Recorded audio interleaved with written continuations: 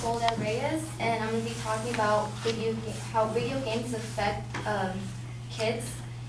So video games affect the brain. Kids who suffer from depression, it gets worse when playing video games. It causes higher risk brain illness. Hannah Nicholas mentions how video games affect the brain. A total of 22 of the reviewed studies explored changes in the brain, and 100 studies analyzed changes in the brain, functional and behavior. Not only playing video games changes the brain, but the structure does too. Evidence also demonstrates that playing video games increases the size and parts of the brain responsible for the visual skills. A person's ability to identify visual and relationships among objects. In long-term gamers and individuals who had volunteered to follow video games training plan, the right was enlarged, causing them to get Alzheimer's when older and having trouble recalling past experience. It also affects kids negatively in achievement at school. Oops, sorry, I lost my spot. Oh, and it makes them aggressive during school. Douglas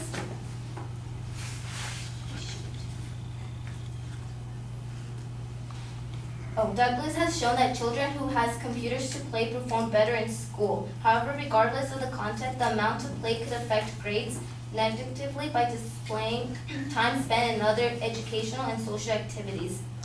This displacement activities such as reading, family interactions, and social play with peers. If kids are playing 4 hours a day, those can be used to study or do homework, improving their grades. If kids were shown to play productive and educational video games, grades were improved.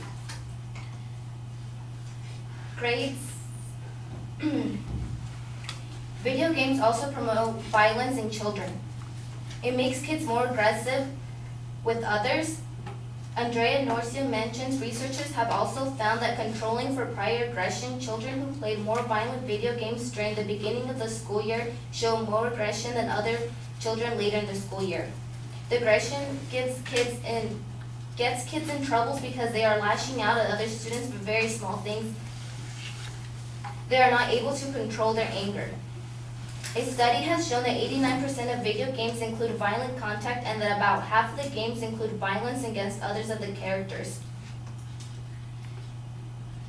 It also teaches the kids for the wrong values and it teaches them that disrespect is okay, that being aggressive is rewarded because the more violent the kids are, the more they advance in the game. In video games, female characters are viewed as weak. This is giving the kids a wrong value of gender, which involves female characters being raped and beat. It also shows kids a bad language. Kids are learning languages that should not be learning at such a young age. Kids are hearing these words every day and making it seem like an everyday thing. Playing video games also harms the health of children. She's like, no outdoors activities, which causes obesity through. According to the Kaiser Family Foundation, average kids watch at least twice that much television. They also spend an hour per day online and another hour on video games.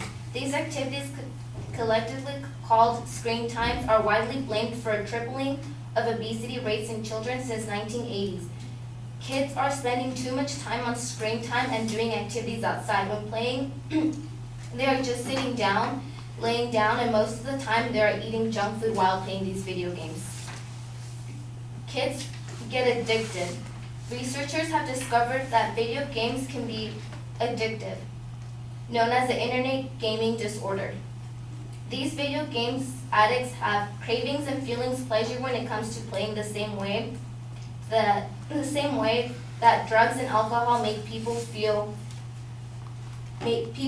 because of the reward system. The reward system is a group of neutral structures responsible for positively balanced emotions. So when playing the video game, it gives them the satisfying feeling. So when these kids aren't playing video games, they have the urge and they get out of control sometimes. So when playing the games, they're in the reward system. So every time they play and stuff, they are able to feel satisfied in themselves. Not playing causes them to have aggression problems as well as being useless. A series of studies by California State University found that a impulsive part of the brain known as the amygdala striatal system was not only more sensitive but also smaller in excessive users that it perceived the stimulant of social media or games faster. So to conclude, video games are not beneficial for kids at such a young age. It's not beneficial for them. It causes them harm in the brain, causing them obesity and getting addictive. And yeah, that's my speech.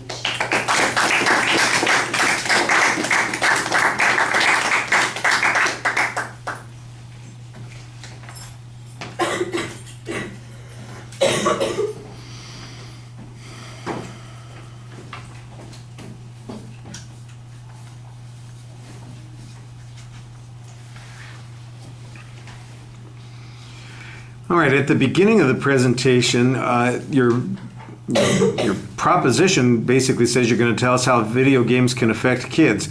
You don't really say that it's a positive effect or a negative effect, and that was a little bit confusing because there was a couple of spots in your presentation where it sounded like you were talking about some potential positive effects. So I think you need to be more specific in the proposition. And by the way, phrasing is telling us about how something works makes an expository expository statement rather than a declarative statement. You want to, don't be shy about making the proposition about the issue that you're talking about. Video games can damage children, or video games cause substantial harm to children, or there are substantial negative effects that come from long-term use of video games. Declarative sentences that state your position so it's easy to tell where we're headed.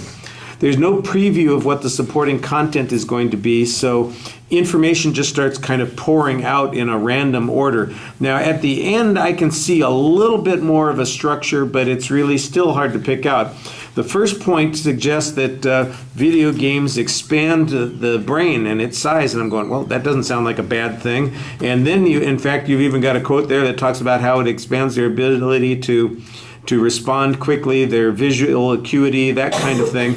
But then there's a follow-up argument that basically says, and bigger brains mean that they get Alzheimer's and die of that. And I'm going, okay, well, where's the proof on that? That seems like an awfully big inferential leap. I'm not sure that anybody knows what causes Alzheimer's, much less being able to attribute it to a video game. So if you've got research that has done so, that needs to be cited much more clearly than is being presented here. It sounds like it's kind of speculative in this situation. Then there are a few random claims about the way that video games might influence kids in their behavior, their negativity at school, potential violence issues, and value arguments are all listed there. I think those all probably fit into a similar category about antisocial behavior, for instance, but you don't really have a claim that includes them, so they all end up kind of being scattered minor claims as opposed to something that's building to a more powerful supporting argument for the general proposition that video game usage is dangerous. Some of the research that gets cited is okay, although it does seem like it is often conclusionary and summary of arguments, because that first reference to studies that you present, there are 24 studies and then there are 100 studies, and what do these studies conclude? They conclude something that was a little bit generic, and none of the particulars in the studies is cited. Later on, you do have a citation toward the end from research done at the CSU system, which I guess maybe we're a part of, that talks about how it affects a part of the amygdala. And I'm not exactly sure what that effect was and why it is a bad thing, but at least there was a clearer citation there as to what the research was. There's a whole bunch of information that talks about how video games alter the way people act and behave toward others, and you kind of get into this discussion about sexism in video games that encourages rape and beating, and women are not perceived effectively in the video games. I'm going, and I don't know what proof you have on this. It seems like a big claim to be making without some additional proof, so that I think is a little bit problematic. If I went back through this, I could say there's probably a good claim that says video game use by children is especially dangerous, that it has maybe 2, 3, or 4 particular negative consequences. And if you could label those, I think that that would structure the argument a little bit more. I do think you have information on each of those points. Sometimes it's not cited, though. Sometimes it just seems like you're making an inference without any grounds, and that's a little bit problematic. And when you do cite the grounds, probably 2/3 of the time you give us a source citation, but often it's just a name. I don't know who some of these people are, or why I should be listening to them. So I think you can probably do a little bit better. At the end, it did sound like you were trying to organize it a little bit more, although that's my speech exit is not conducive to building a lot of confidence here. So that would be something to fix as well. All right, thank you.